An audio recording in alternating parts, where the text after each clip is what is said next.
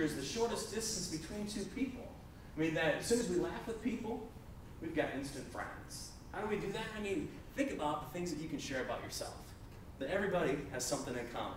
Does make a difference where you come from, what you do. We all got something that we can share, something to connect with other people. I like to share about where I come from. This is the family I come from. These are my peeps. You're probably wondering, which one am I? I'm the super cute one right there.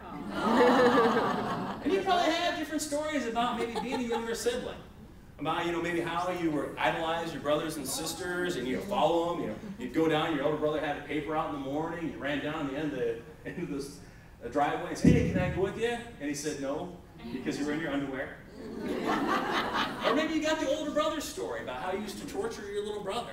You'd tell him, hey, Chip, come here, let me tell you a secret. And then you'd spit in his ear. Or maybe, you got the story about when, you got some M80s, some extra M80s, and you decided to stick them in your brother, your little brother's toy candle and blow the keys out. Or maybe you got the older sister story about how when you had 4 other brothers and you found out your mom was pregnant, you prayed. You prayed every night for a little sister. You prayed and prayed and prayed. And then when you didn't get one, you decided that, well, you dress your little brother up like a girl. And you call him Mildred. This is a form of therapy for me, so.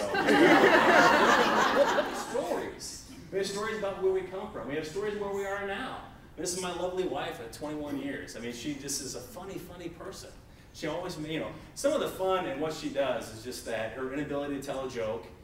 Sometimes when she, she goes to tell a joke, she tells the punchline first, she starts laughing so hard you can't help but start laughing. And just some of the other funny stuff that she does. And these are things that we can share with people in order to connect. I think about when we were first married. I mean, I think I've got a good package, here, and that I think my wife is very pretty, she's very funny, she's very smart, and she can bake. I don't think any man wants more than that, right? Well, maybe a couple things, but we're not going to talk about this right now.